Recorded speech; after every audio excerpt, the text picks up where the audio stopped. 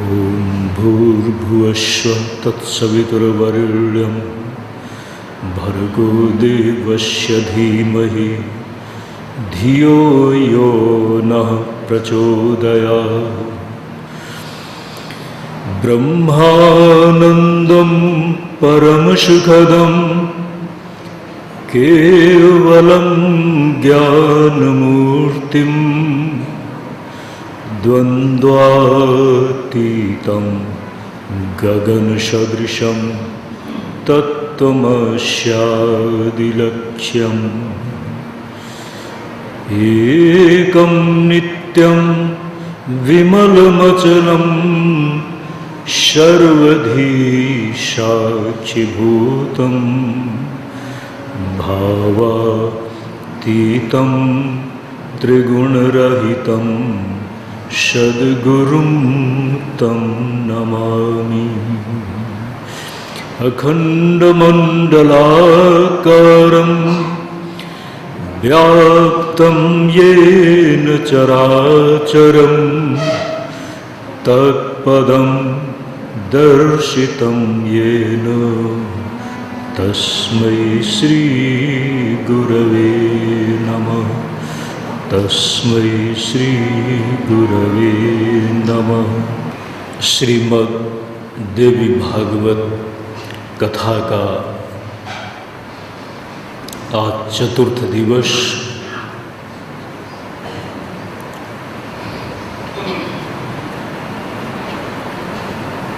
भगवान वेदव्यास ये श्रीमद् देवी भागवत कथा का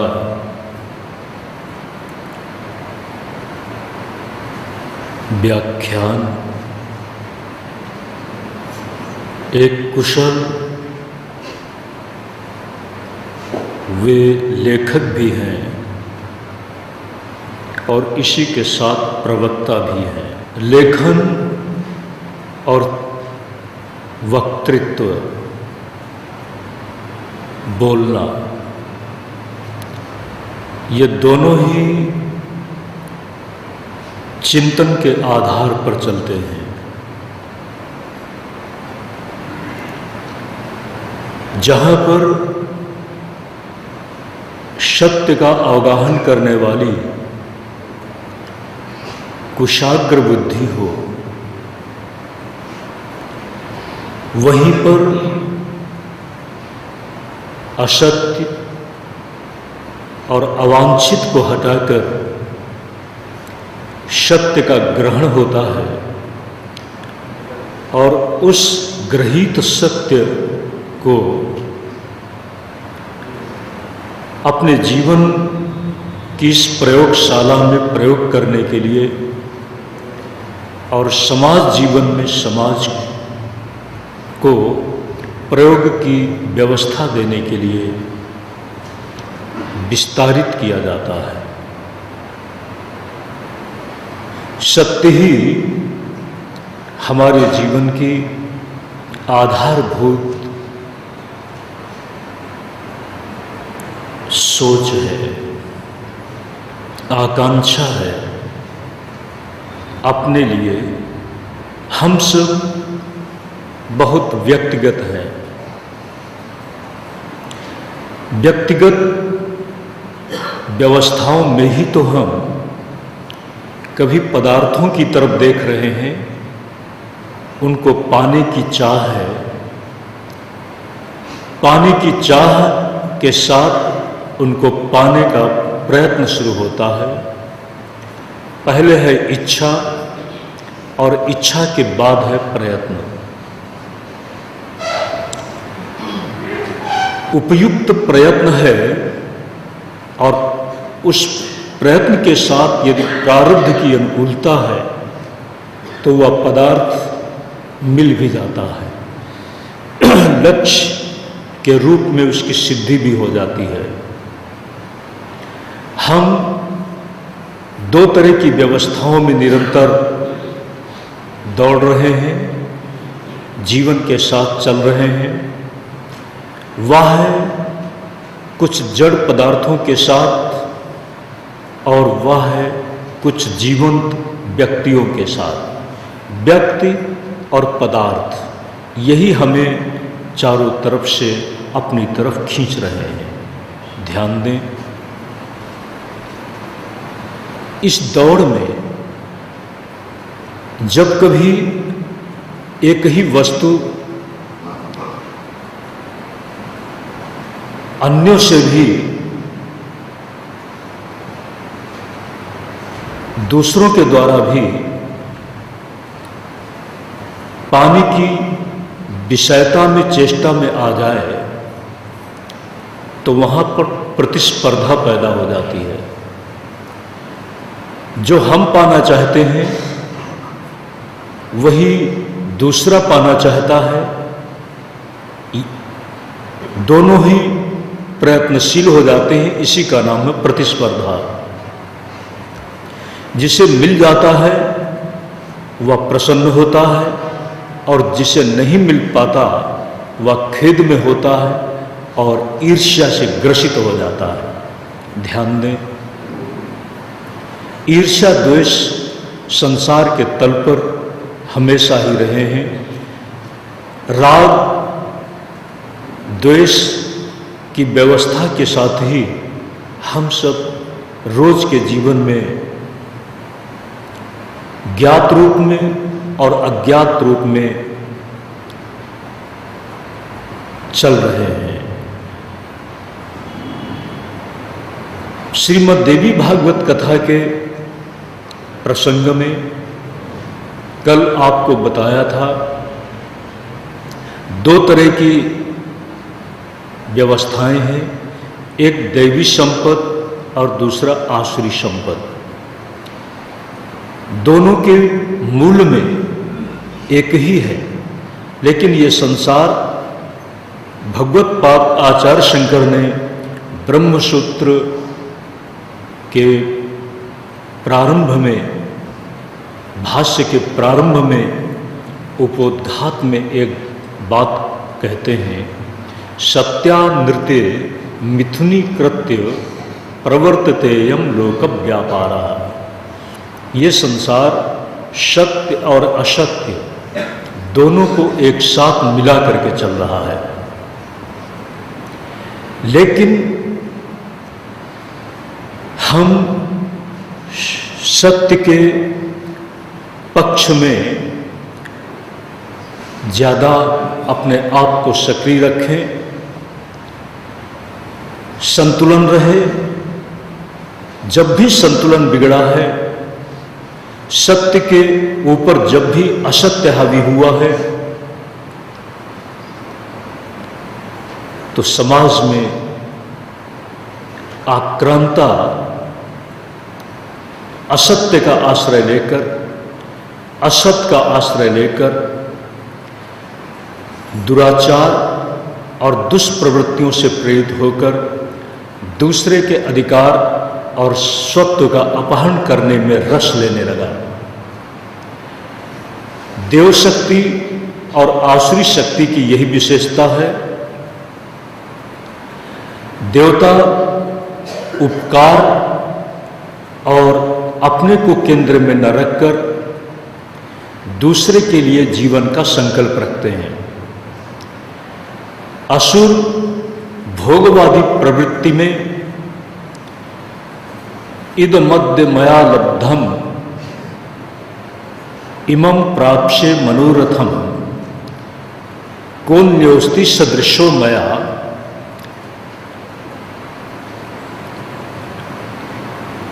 पद, पदार्थ और व्यक्ति जो अपने लिए अनुरूप और अनुकूल दिखते हैं, उनको आत्मसात करने की दौड़ में आसुरी संपत्ति में अहम प्रधान होता चला जाता है। अन्याय और अनैतिकता का प्रश्रय लेकर भी हम अपने आप को सब तरह से पोषित करने की वृत्ति में आ जाते हैं। इसी वृत्ति का नाम राक्षसी वृत्ति है। और जब जब ये प्रबल हुई है, तब तब कहीं रावण दिखा है कहीं कंस दिखा है, कहीं पर महिषासुर दिखा है। एक बात माननी पड़ेगी, आप जिनकी कथा प्रधान रूप से सुनते चले आए हैं, अवतारों की कथाएं, उन अवतारों की जो मूल आधारभूत व्यवस्था है केंद्र में, वह कहीं न कहीं भगवान के पास ही थी। आपको कल बताया था, जय और विजय भगवान के पास तो नहीं, किंतु द्वार में खड़े हैं। द्वार में खड़े होना अलग बात है और पास में होना अलग बात है। कभी कभी ऐसा होता है कि द्वार में खड़ा हुआ व्यक्ति वेतन भोगी होता है। जरूरी नहीं है कि द्वार में खड़ा हुआ व्यक्ति स्वामी का प्रिय पात्र ही हो। यह भी जरूरी नहीं है कि द्वार में खड़ा हुआ व्यक्ति द्वारपाल स्वामी का बहुत आत्मीय हो, ऐसा भी नहीं है। वेतन भोगी व्यक्ति निश्चित ही अपने आप में कुछ विशेषता रखता है, योग्यता रखता है। रक्षक की हैसियत से वह सशक्त होता है और द्वार रक्षक की व्यवस्था में उसको नियुक्त कर दिया जाता है। जय और विजय नाम बड़े सुंदर हैं।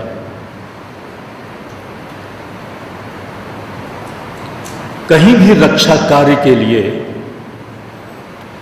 एक ऐसा व्यक्तित्व चाहिए जो दूसरे से जल्दी पराभूत न हो। जय और विजय एक व्यक्तित्व का सूचन है। जय और विजय भगवान के द्वार पर खड़े हुए हैं। जय का बोध जहां होता है, उसके पार्श्व में ही पराजय भी है। जहां पर भी जय है, वहीं उसी के पास में कहीं हार भी है। लेकिन ध्यान दें, इसी का नाम तो द्वंद्व है। द्वंद्व का अर्थ है जो एक साथ विपरीत व्यवस्था की स्थिति में हो। हर्ष के साथ विषाद है। जहां विषाद है वहीं पर हर्ष भी है। दिन के साथ रात है। दिन की कल्पना हम करते हैं रात में रहकर, और रात की कल्पना करते हैं दिन में थक कर। सुख और दुख ये सब द्वंद्व है। ध्यान देना, जय और विजय के साथ एक आध्यात्मिक शक्ति अगर हो, तब तो जय और विजय निश्चित ही आत्मजय और आत्म विजय, जहां हमारी आत्मा को शासित करने वाला काम और लोभ है, वहीं पर यदि विवेक जागृत होगा तो निश्चित ही राम होंगे और इसी के साथ साथ त्याग होगा। ईश्वर और त्याग। अगर आध्यात्मिक शक्ति के साथ संबंध नहीं है, आध्यात्मिक शक्ति का प्रतीक ही सनक सनंदन सनातन सनत कुमार हैं। आध्यात्मिक शक्ति का प्रतीक इसलिए कि देवर्षि नारद किसी समय अपने आप में शोक का अनुभव करते हैं। बहुत बड़ी देवर्षि नारद में क्षमता है, विविध विद्याओं के ज्ञाता हैं, किंतु शोक है। और उस शोक को दूर करने के लिए, आत्यंतिक शोक से मुक्त होने के लिए यदि कुछ उपाय है तो वह है ब्रह्म विद्या। और उस ब्रह्म विद्या को कैसे प्राप्त करें, किससे प्राप्त करें? ध्यान देना, उपनिषद इस बात में साक्ष्य है कि देवर्षि नारद सनक सनंदन सनातन सनत कुमार के पास गए। सोहम भगवः सोचामी तरति शोकम आत्मविद, हमने ऐसा सुना है और आप जैसे उपदेष्टा आचार्य के पास से उस विद्या को प्राप्त करके मैं भी शोक मुक्त हो सकता हूँ, इस आशा से मैं आपके पास आया हूँ, आप मुझे उसका उपदेश करें। उस समय सनक सनंदन सनातन सनत कुमार ने इतना ही जानना चाहा है कि आप पहले ये बताएं कि क्या जानते हैं, फिर मुझे ऐसा लगेगा कि मुझे क्या कहना चाहिए। जो आप जानते हैं वही मैं कहूं तो समय का सही उपयोग नहीं होगा। उस समय देवर्षि नारद ने अपनी जानकारी प्रस्तुत की है। ऋग्वेद, यजुर्वेद, सामवेद, अथर्ववेद, भूत विद्या, नक्षत्र विद्या, गंधर्व विद्या, जितनी भी विद्याएं हैं सब उन्होंने गिना डाली हैं।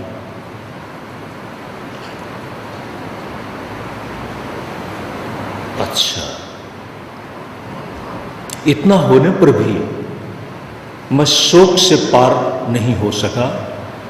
उस समय देवर्षि नारद को ये अपने लिए बात थी। भूमा विद्या का उपदेश उन कुमारों ने किया। भूमा वैशुखम, भूमा, भूमा ब्रह्म विद्या का पर्याय है। वह विद्या जिसके सिद्ध हो जाने पर, जिससे संपन्न हो जाने पर व्यक्ति